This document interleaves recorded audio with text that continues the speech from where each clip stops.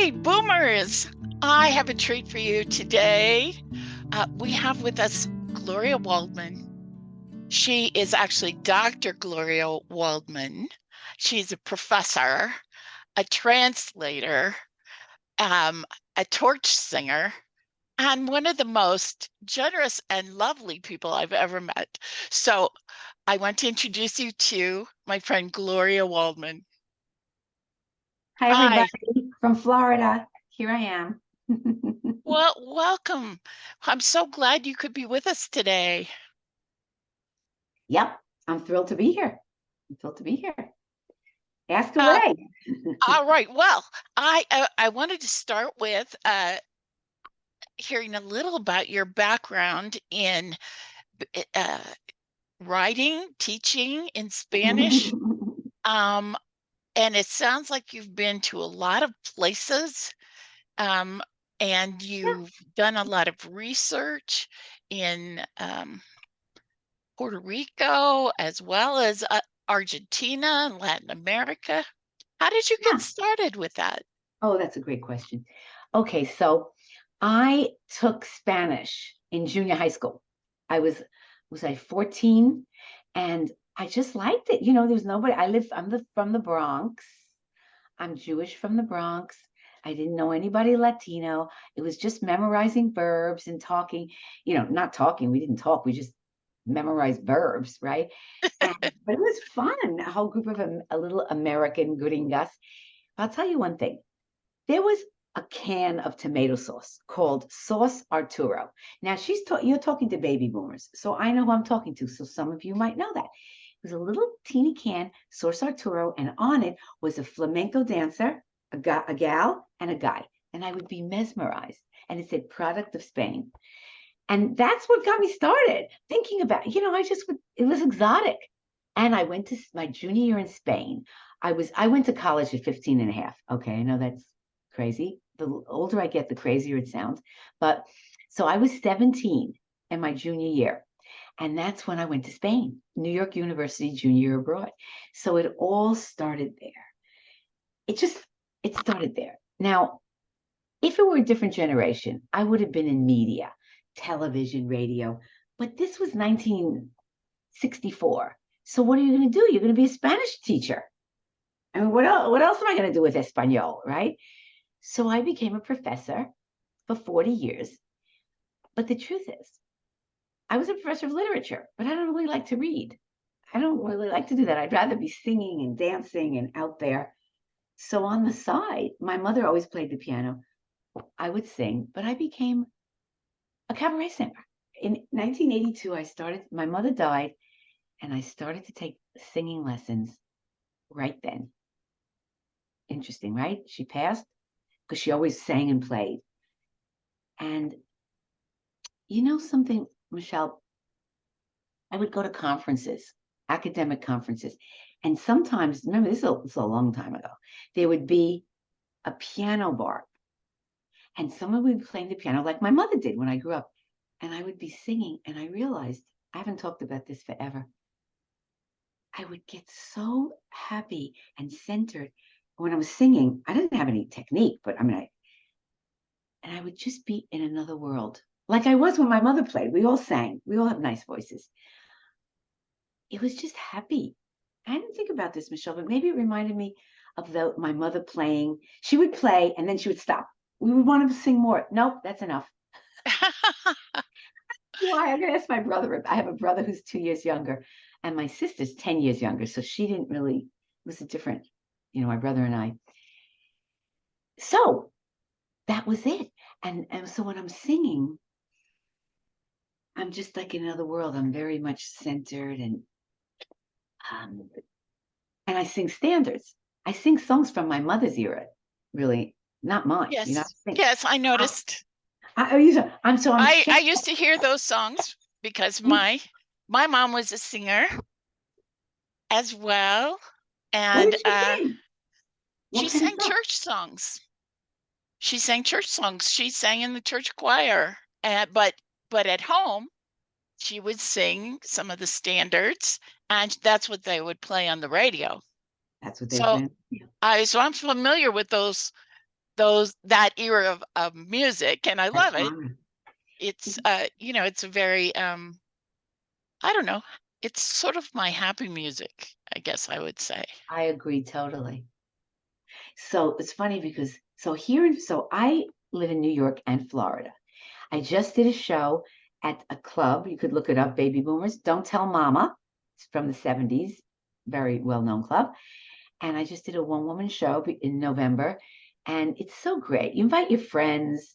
Who's there in the audience? Your friends, 50, 75 friends, and everybody's happy and making people happy. And I sang the first time I sang as my encore a Friends medley. It was challenging. Got to get all these songs together, and we made it. It turned out that was good, right? And so now I'm here in Florida, and I'm here 15 years. I'm a snowbird, and I had a band, Gloria Waldman Swing Combo, before COVID, and we'd get booked, and it was like heaven. Being on a big stage, it's terrifying, but once you start, I'm happy. Yeah.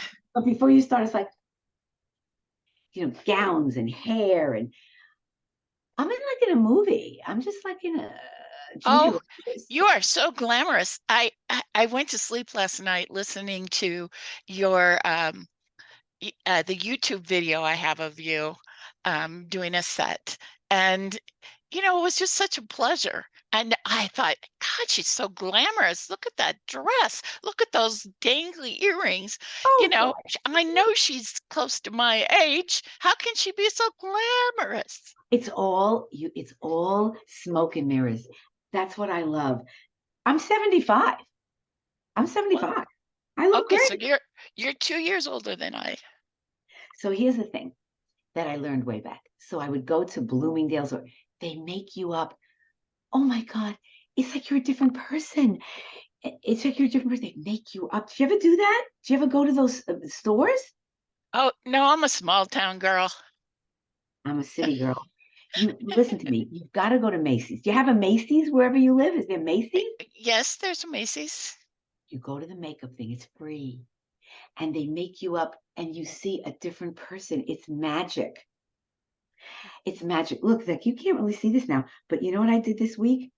What? They're like strands of like it's gold. You can't see it so well, I think, on Oh, there. just a little I have bit. gold in my hair. They're strands. I don't know how long they'll last, but I always wanted to do it. They're called fairy hair. Really? I'm telling you, Oh, yeah, it glitters a little bit. it glitters. Yeah, look, you see, Oh, but you yes, see look it at in that. person. It's outrageous. Amazing.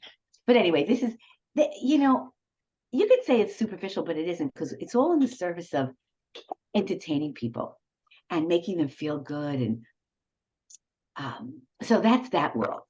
That's that world of magic and making people happy. I'm singing, I'm making them happy. That's the point.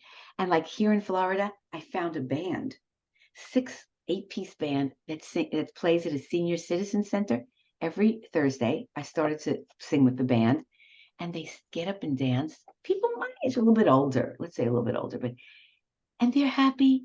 And I'm singing, and I think I'm Doris Day. I'm happy, and I taught for 40 years, Michelle. I taught Spanish language and literature at the City University of New York. And I was part of the women's movement, a child of the boomers. I love That's you. what we did. That's who we were. That's who we were. In fact, that's who we are. We still are that. It's not like it went away. Absolutely not. We ended the war, the Vietnam War. We Yeah. fought, we did this. And you know what I did last night? I spent an hour on the phone making phone calls for, maybe you have some, where is she? New Orleans. You know what? I don't even know what state New Orleans is. What state is New Orleans in? Louisiana. Louisiana. When you're from New York, I said, where is that state? Anyway, so my girlfriend, Simone Levine is running for Jesus Christ, county police commissioner. I don't even know. Anyway, so I made an hour and a half phone calls because I know her, to have people there vote for her.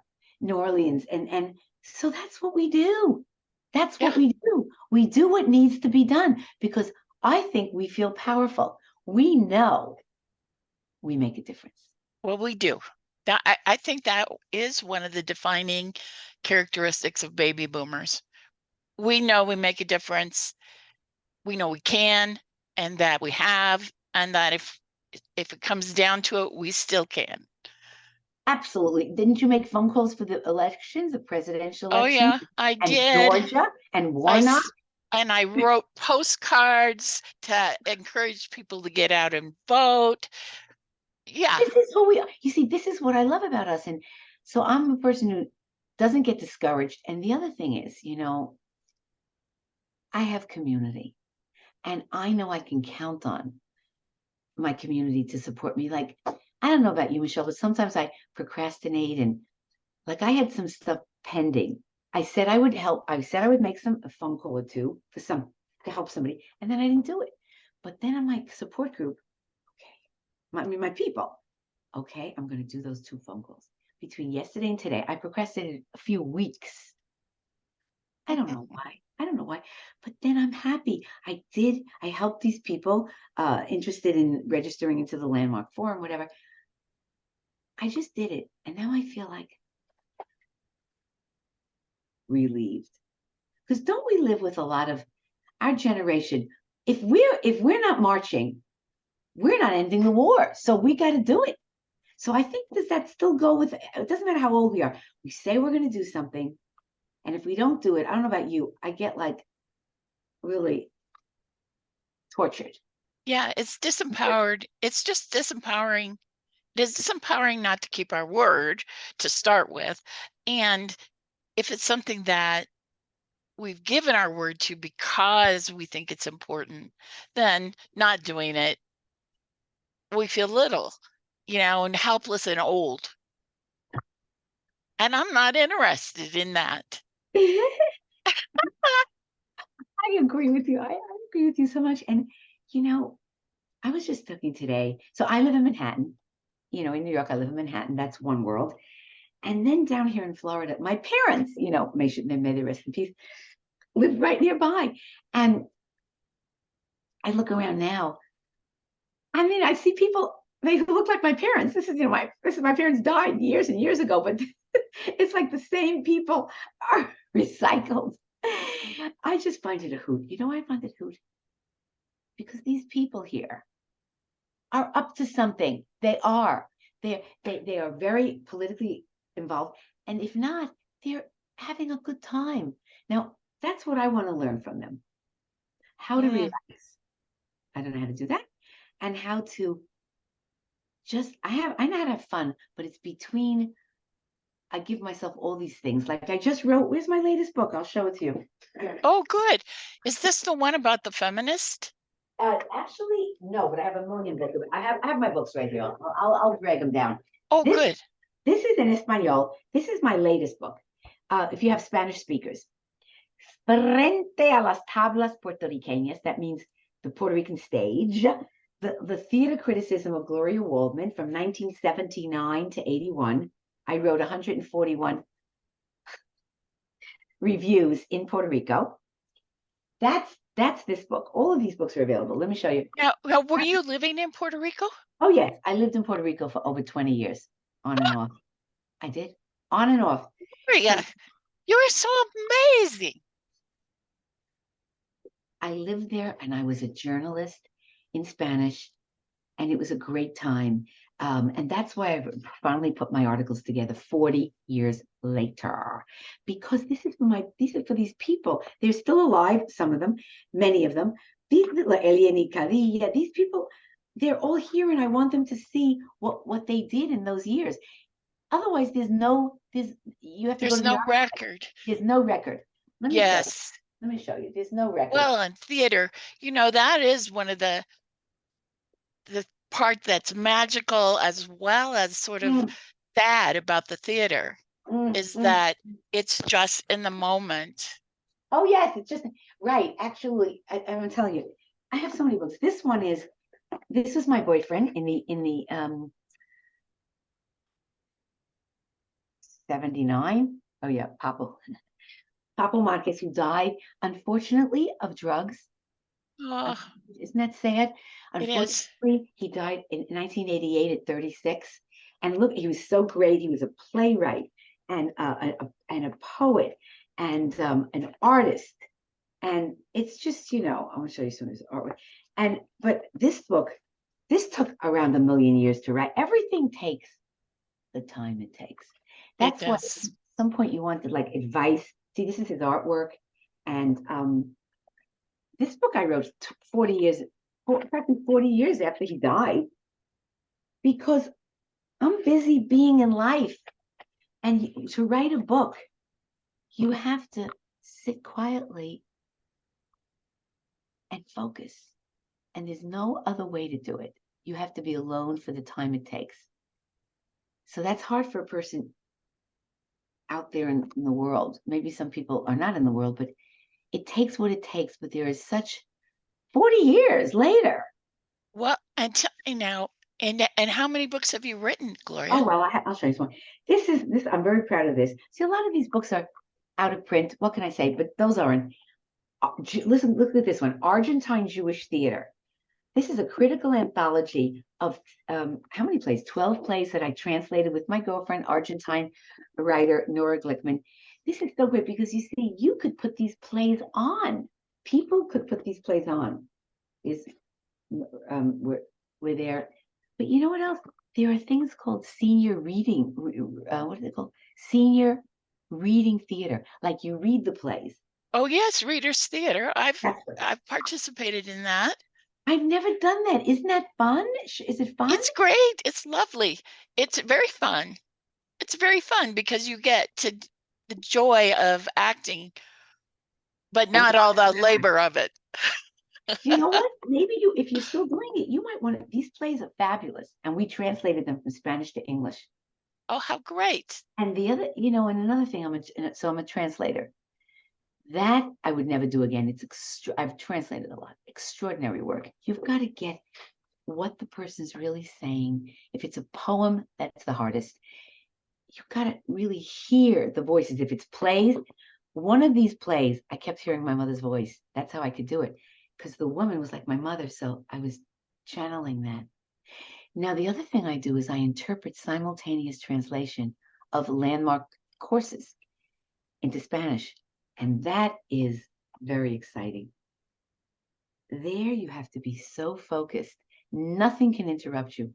You're like in a trance, and you're just interpreting with the same expression, etc. So a lot of things I do, I think I do like in a trance, And this, I'm very proud of this one. Luisa Capetillo, pioneer Puerto Rican feminist. Now look at her. That's the one. Puerto Rico. She's Puerto Rican. This is the 1930s. First woman to wear pants. And she went to Cuba and they arrested her. She was for wearing Oh my pants. gosh. She was a vegetarian. She was my girlfriend Norma Valle wrote the book in Spanish. And you know what? I lived in Puerto Rico and I was teaching a translation course at the university, a graduate course, and we chose to translate this book. So the whole group is acknowledged and then I, tweaked it. But isn't that exciting? That is great. I saw the name of that. I thought, oh, definitely I want to read that book. Right. And where's my other one? Anyway, but so yeah. You got Now, this is a good one. Oh wait, have you heard of Jorge Luis Borges? See, yeah. But you see, I'm saying those names because of your audience, right? So Borges, oh my God, he's written fabulous short stories and poems. And this is his work on when he wrote articles on drama. He wrote film. Borges in and on film. And I translated this book. It was by Edgardo Kaczynski, and my friend Ronald Christ and I translated this book. So you got to get the right tone. Can you imagine translating Borges, the nerve, like the cojones? But anyway, that's the academic world. And now I think I was starting to say, I want to learn I'm not saying slow down, but I'm choosing carefully. Mm-hmm.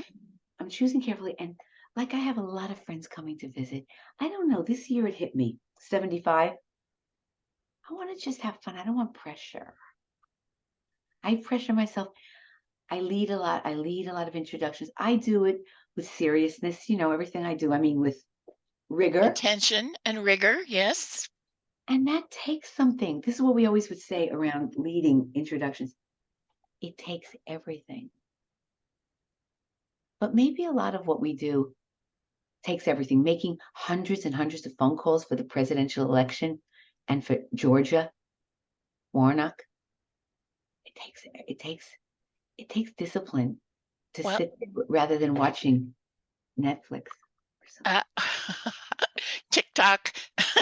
Oh, I don't do TikTok, but it's like, I don't know, maybe I should be on TikTok, but You should be on TikTok. 90 seconds of fabulous. fabulousness. But, so the thing is, I like to be now available to my friends. A lot of people have stuff going on, illness. I am now more available than I've been ever. It was always, people knew. Sometimes they wouldn't invite me places. So why didn't you invite me? You're too busy. You got to be careful with busy people. I'm telling you out there, baby boomers.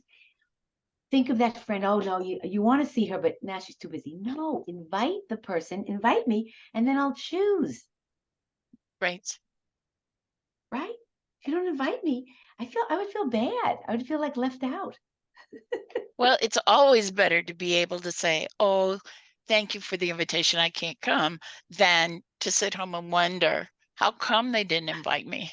How come they didn't invite me, right? Yes. But Well, and I have to tell you, there's not as many invitations. The older you get, your friends pass away, or their kids move them across the country or whatever, So I noticed that with Christmas. yeah. I looked at like, well, how many Christmas presents did I get? I got one Christmas present. That was bath towels. And I thought, well, how come I don't get any presents? And then I look around. It's like, well, I got 2 daughters. That's Yes. it. Yes. My husband's gone. Yes. Do I have a close Oh. circle of friends? No, but they send me Christmas cards. But so the shift is to, less. There's less to do, less people in your life. So it's like, I don't know if I agree with that, Michelle, because I keep reaching out. But you know something, Michelle? You have to be ballsy, because I see now my boyfriend lives like an hour away.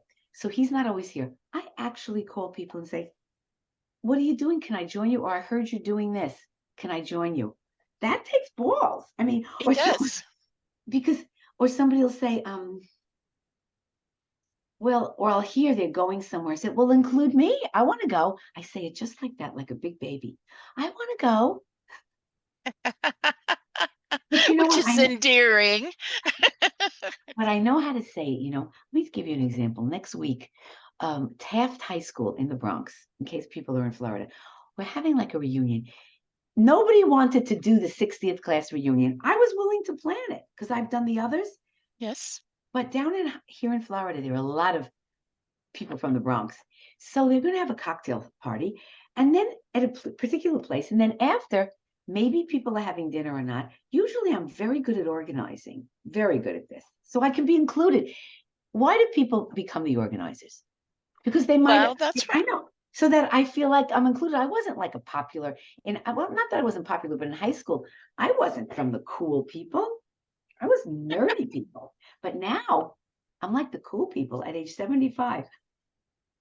So Congratulations. the point is, so I said to people, would you want to have dinner after? No, well, we're having dinner with someone, this one, or it's like, it takes something, but I'm going to just see what happens. But I prepare myself. If no one wants dinner, I will go home, or very often I used to plan something. They have this once a year so that I didn't feel icky if I didn't have dinner with people after. Do you know what I mean?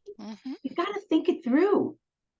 You don't Well, think? and that, I think that is the key to much of life. I mean, it's not like I can't plan a party and say, everybody bring a present and we're going to have a gift exchange or whatever. It's not like I can't do that.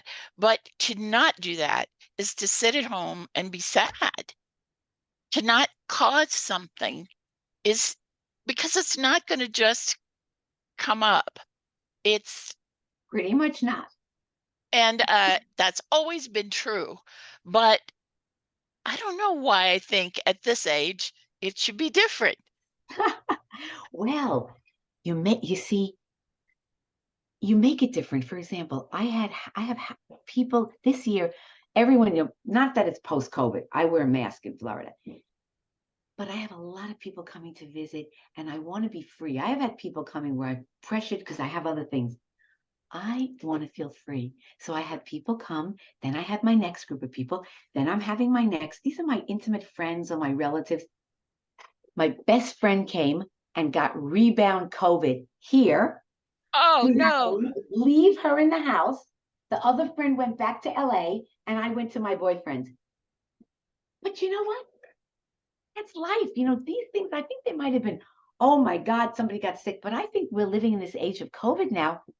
That's what happened. Take my Well, apartment. I'm out of here. Don't you yes. agree, Michelle?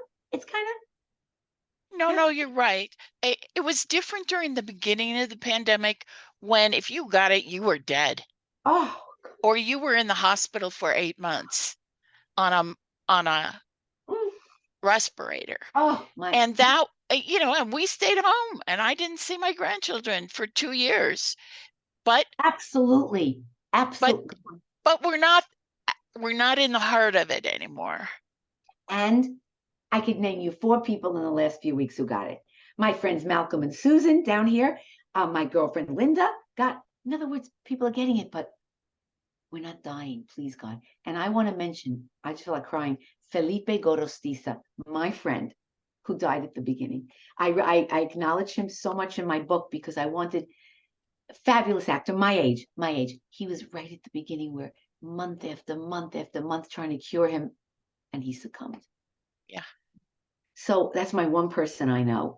But anyway, the point is, so now I want to enjoy the people. I'm living like in paradise. I lived 20 years in Puerto Rico. Did I mention that? I lived for 20 years. So what a blessing. What a blessing. And you know what? Because of all the hurricanes, I just couldn't go back to the island because I was so afraid I would be so depressed. But guess what? Yesterday, because of my landmark community, I made the phone calls to create the presentation of my book in Puerto Rico yesterday. It's going to happen. One in Ponce, March 19th, and one in San Juan, March 24th. So I am Okay. going. Okay. Well, tell us where we can get your book, Gloria. Oh, yes. Okay. You know what? If you're in the United States, contact me. It's easier. It's $25. I send the whole thing to you in Espanol. So 646-591-6901. That's my phone number. It's easier for me because it's distributed from Puerto Rico. It's more complicated. 646-591-6901. And you could tell me the other books you want. I've got them. I've got my books, but this is the one I'm particularly proud of. The articles are short and really people like Ruben Blades, salsa singer, Edie Chacon, fabulous, sexy person, Puerto Rican personality from the 80s. Miriam Colon, like people that people might know who are into theater. Miriam Colon acted with Marlon Brando, I talk about Rita Moreno. I review everybody. Bye-bye.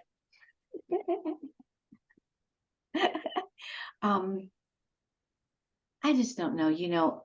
Having done Landmark Forum, I live in a world where everything is a yes. Mhm. I have my people. I have my people and I love my people and I talk to everybody. I mean, I'll just tell you one other thing, Michelle. When I grew up, my mother spoke to everybody. Everyone was dear. We hated that she said dear, and we hated that she talked to everybody on the street. We hated it. And what do you think now? Dear. It's just funny. Do you think that you become your mother? I think so. I think The best. I don't know that my mother would say that. I don't think my mother would say, you were just like me, because she thinks I'm very different. But there are many ways I'm like my mother, and that is one, is that I like to talk to people. I like to hear their stories. I like to ask them questions. And my Yes. mother was really not shy about asking people questions. Really, I know, I know. But you know what else? Because I've done a lot of, therapy, psychology, So then you also become the other things. You know what my therapist says, Marilyn Graman. She's somebody you could all still get in touch with and have therapy with her on the phone. Marilyn Graman in New York City, and she's written books. Oh my God, There Is No Prince and Other Truths Your Mother Never Told You. And and this one is great. How to Be Cherished. How to Be Cherished, a guide to having the love you desire. But so Marilyn said that we just imitate our family and parents unless we've healed it. It's like we watch them. For example, like my mother would say, "You're wearing that, you're doing that." Deborah Tannenbaum wrote a book. Deborah Tannenbaum is an important linguist, our age, baby boomer, very important linguistic work. And that's the name of a book. I think it was called "You're Wearing That." And that's what my mother used to say. That's what you're doing. And yeah, like I just feel like sharing this with our audience that women are perched, waiting for our man to do something to piss us off. Like we're perched, waiting for them to make a mistake. Do you ever think about that? We are. No, Think no. about it. I think we Well, are. We're waiting and for them to do something that we're going to kill them for. well, I tell you, and you know this, once they die, Saints. they were a prince, a saint. I'm a widow, and Michelle's a widow. So Yes. we know that when they're gone, we appreciate all the sweet things they did, all the joy that there was. And You're right on that. Widow is a different thing. yeah. Yeah, widow is a whole different thing. Right, right. And And yeah, we could talk about that probably for another hour. But we do need to bring things to a close, Gloria. But I do want people to have the opportunity to get your books. Someday we want to talk more about the theater. I know you yes, have books about the theater and yes. One other thing. teaching Yes. theater. And And I I have do one want to more thing. talk more about that. And everyone can listen for free. Of course, you could always buy this, but this is my CD, Gypsy in My Soul, which is it's on CD Baby, iPhones, and it's on YouTube. Oh, how great.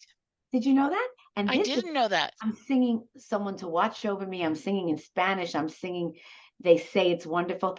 And we could end with me just singing a few little notes, and Oh, lovely. would you like that?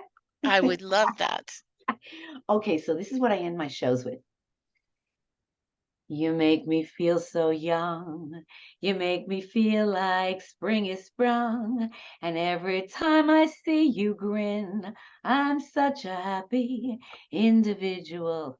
The moment that you speak, I want to go play hide and seek. I want to go and bounce the moon just like a toy balloon. You and I are just like a couple of tots running across the meadow, picking up lots of forget-me-nots. You make me feel so young. You make me feel there are songs to be sung, bells to be rung, and a wonderful fling to be flung. And even when I'm old and gray, I'm gonna feel the way I do today, 'cause you make me feel so. You make me feel so. You make me feel so young. Oh, there Thank you have it, friends. The fabulous Gloria Waldman. you. Thank you. This was such fun. Thank you, everybody. Okay, bye-bye. Hey, Boomers, welcome back. Wasn't it great to talk with Gloria Waldman? I just love hearing about her many adventures, and I love listening to her sing. So here's a few takeaways from our conversation. One, music is magical your whole life. You can tell your grandchildren this. Music makes you happy, whether you're making the music or you're the one listening to music. It's magic that way. Two, a defining characteristic of baby boomers is that we know we make a difference. We have made a difference in the past, and we can still make a difference. Third, age 75 is a great time to keep active, but be careful about what your choices so that you don't use up all your energy. Fourth, stay in touch with your friends. A lot of them are disappearing these days, but this is the time to stay in touch. And finally, complete your projects. Like Gloria took her 40 years to get this book published that's coming out in March. You'll feel so great to get those projects completed. And if you got a book in you, let's get it up and available. And so Gloria's latest book, which is Frente a las tablas puertoriquenses. It's in Spanish. Her latest book is a compilation of her theater reviews in Puerto Rico when she lived there. So if you're interested in buying any of Gloria's books, and she's either translated or written 10 books now that she's published, you can contact her directly at 646-591-6901. And you can also get copies of the CD Gypsy in My Soul, her CD of cabaret music from her directly. A new book will be released on March 19th and 24th in Puerto Rico. If you enjoyed this podcast, please give us a review. And you can also find This Boomer Life on Facebook, on YouTube, on really most of the other major podcasts. And if you want to stay happy and healthy and on the go, not only should you be singing, but you should go to www.boomerslovehappyjuice and buy a case of Happy Juice.